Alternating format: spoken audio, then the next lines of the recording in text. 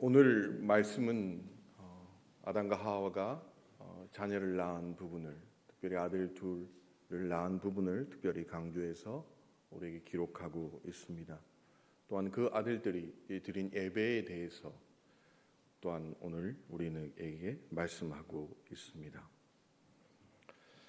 하나님이 무엇을 강조하고 있는지, 하나님이 무엇을 기억하기를 원하는지 오늘 본문은 분명히 말씀하고 있습니다. 그것은 예배입니다. 우리는 매일의 삶 가운데, 때로는 우리가 일상의 삶 가운데, 또는 수요 예배, 금요 예배, 그리고 주일 예배, 우리는 수많은 예배를 드리고 있습니다. 때로는 온라인 예배를 드리기도 합니다.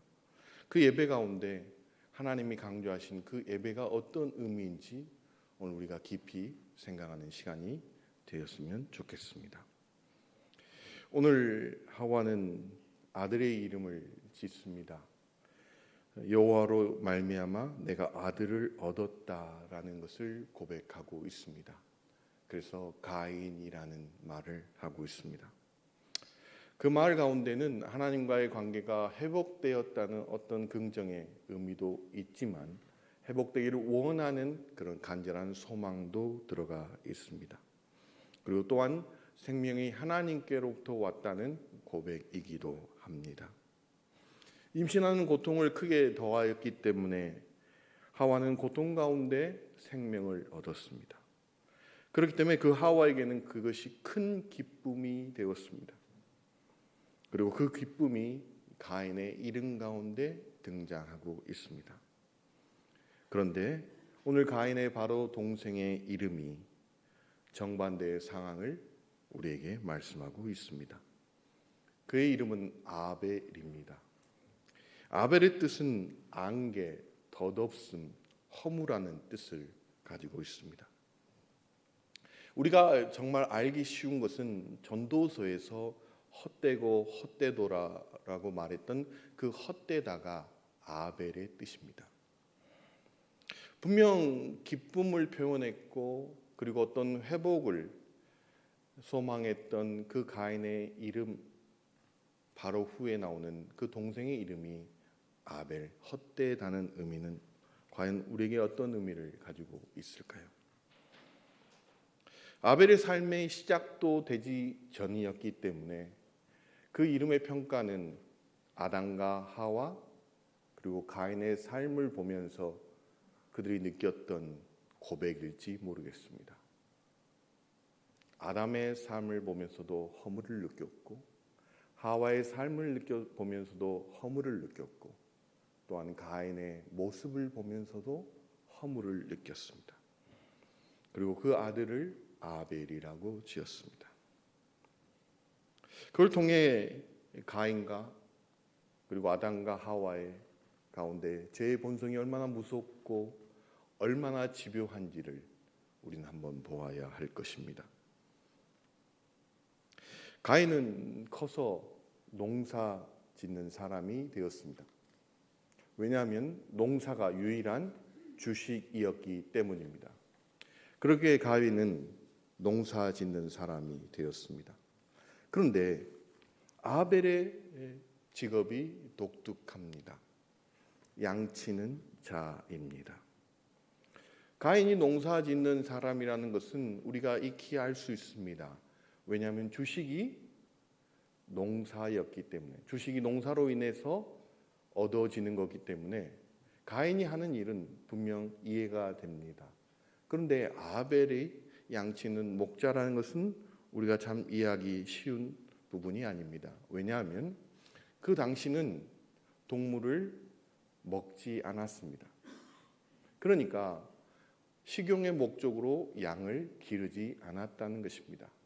그래서 성경학자들은 이 부분을 무엇으로 보냐면 가죽옷을 입는데 만드는데 양의 가죽이 필요하기 때문에 아벨은 그쪽을 마음을 두고 양치는 목자가 되었다고 기록하기도 합니다. 그러니까 아벨이 양을 친 이유가 가죽옷과 깊은 관련이 있다는 것입니다. 그런 그들이 오늘 같이 예배드리는 모습을 우리에게 소개하고 있습니다. 창세기 4장 3절에 보면 세월이 지난 후에 가인은 땅의 소산으로 제물을 삼아 여호와께 드렸고라고 말하고 있습니다. 그리고 4절에 아벨은 자기도 양의 첫 새끼와 그 기름으로 드렸더니 라는 구절이 나옵니다. 오늘 세월이 지난 후에라는 표현이 나옵니다. 그것을 더 직역해 보면 이렇습니다. 일정 기간에 정해진 시점이라는 것입니다. 그러니까 즉흥적인 제사 개념이 아니라 정해진 시간에서 제사를 드렸다는 것입니다. 그래서 성경학자들은 추수의 때와 깊은 관련이 있을 거라고 봅니다. 그 이유가 무엇이냐면 가인이 땅의 소산으로 제물을 삼기 위해서는 추수의 때 외에는 불가능했기 때문입니다. 추수의 때에 하나님께 예배를 드렸습니다. 그런 의미에서 오늘 예배에 대해서 오늘 성경이 가르쳐주는 부분이 있습니다. 첫 번째, 예배는 정해진 시간이 있다는 것입니다. 우상 숭배와 하나님을 예배하는 시간의 가장 큰 차이점은 무엇이냐면 하나님이 정한 시간에 예배를 드린다는 것입니다.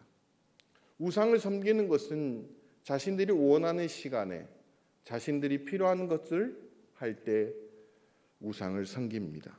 그런데 성경에서 말하는 예배는 하나님이 정하신 시간에 드리는 것을 명확하게 말씀하고 있습니다. 시간의 주도권이 하나님께 있음을 분명히 보여주고 있습니다. 창세기에서도 그것이 강조되어 있습니다.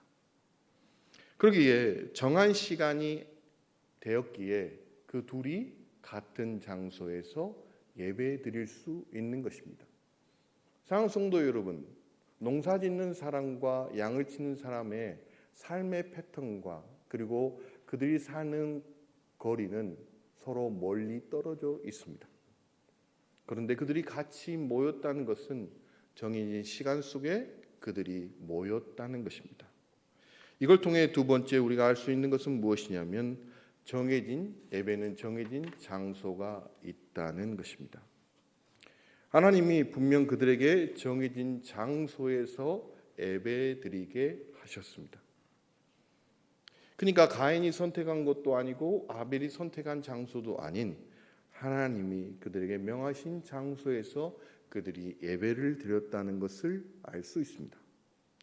그러니까 가인은 적어도 예배 가운데 중요한 두 가지는 지켰습니다. 그게 무엇입니까? 정해진 시간과 정해진 장소에서 예배를 드렸다는 것입니다. 그런데 오늘 그 정해진 시간과 정해진 장소에서 예배를 드렸는데 오늘 성경을 보면 하나님은 가인의 제사를 받지 않았습니다. 그 이유가 무엇입니까? 그것은 세 번째, 예배에는 정한 마음이 있어야 한다는 것입니다. 그리고 구별된 모습이 필요하다는 것입니다. 그 말은 무엇이냐면 곧 하나님 말씀대로 순종하는 것이 예배 가운데 반드시 들어가야 한다는 것입니다. 오늘 가인은 땅의 소산으로 제물을 삼아 여호와께 드렸다라고 말하고 있습니다. 그것을 직역해 보면 땅의 열매 중에서 가인이 가져왔다라는 것을 말하고 있습니다. 그러니까 땅의 열매 가운데 선택한 사람이 누구냐면 가인이라는 것입니다. 그러니까 하나님이 명하시는 것을 따른 것이 아니라 가인이 선택했다는 것을 오늘 성경은 강조해서 말하고 있습니다. 그 말은 무엇입니까? 예배의 주도권을 하나님께 드리는 것이 아니라 자신이 주도권을 가지고 있었다는 것입니다. 그에 반해 아벨은 양의 첫 새끼와 그 기름으로 드렸다고 기록하고 있습니다. 아벨의 제물에는 첫 새끼라는 것이 강조되어 있고 그 기름이라는 것이 강조되어 있습니다. 사랑하는 성도 여러분, 기름을 얻기 위해서는 그 양을 잡아야 하며 그 양을 각을 떠야 합니다. 그 수고로운 모든 과정 속에서 아벨은 온전히 순종하여서 그 기름을 따로 분리해서 하나님께 드렸다는 것입니다. 가인의 예배는 자신이 선택한 방식으로 드렸다는 것이고, 아벨은 예배는 하나님이 정하신 대로 드렸다는 것입니다. 분명 가인도 아벨도 예배의 대상이 하나님이라는 것을 분명히 말하고 있습니다.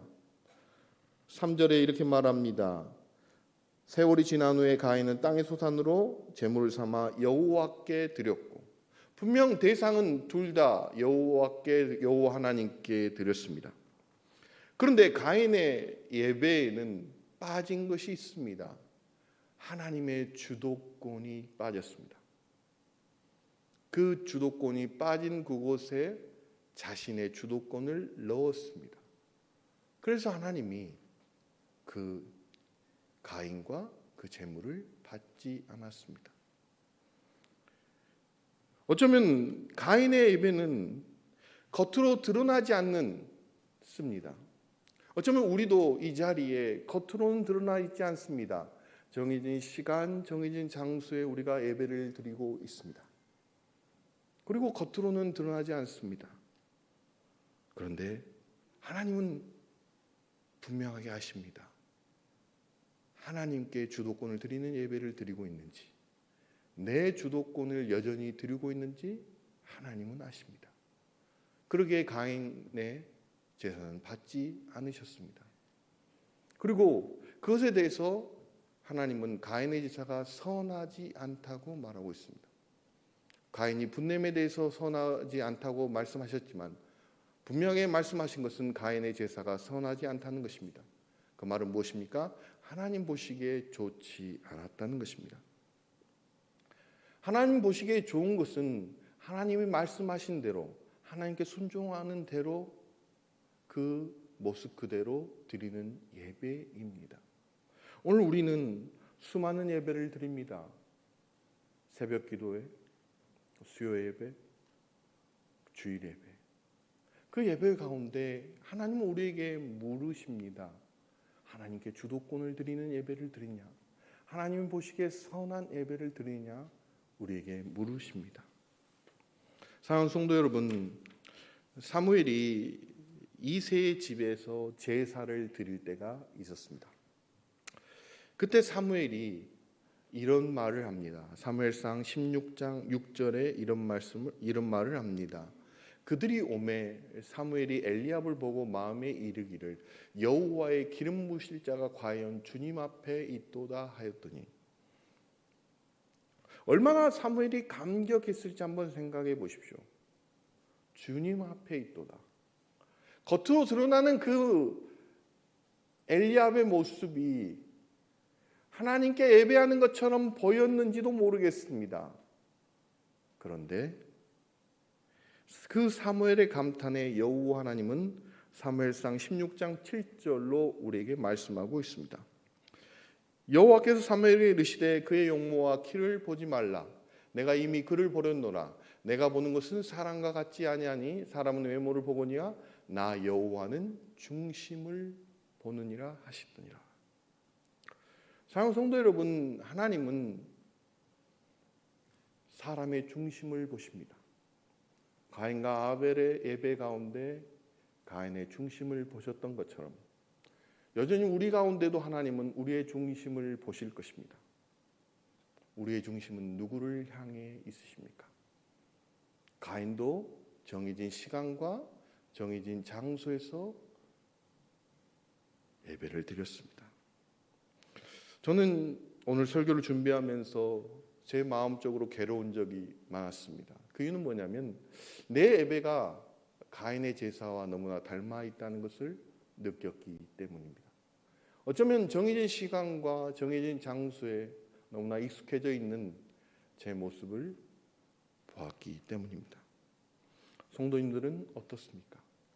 정해진 시간과 정해진 장소의 예배에 너무 익숙해져 있어서 하나님이 원하시는 내 마음의 중심의 예배를 잊어버리고 있지 않으십니까? 성경은 우리에게 분명히 말씀하십니다. 그러기에 사도 바울은 우리에게 날마다 거룩한 산 제사의 예배를 드리라고 권면하고 있습니다. 거룩한 산 제사가 무엇입니까? 매일의 구별된 삶으로 하나님께 나의 삶을 드리라는 것입니다. 우리에게 정한 시간과 정한 장소에 예배가 충족되어 있다면 우리 가운데 분명 부족한 것이 무엇인지를 보아야 할 것입니다.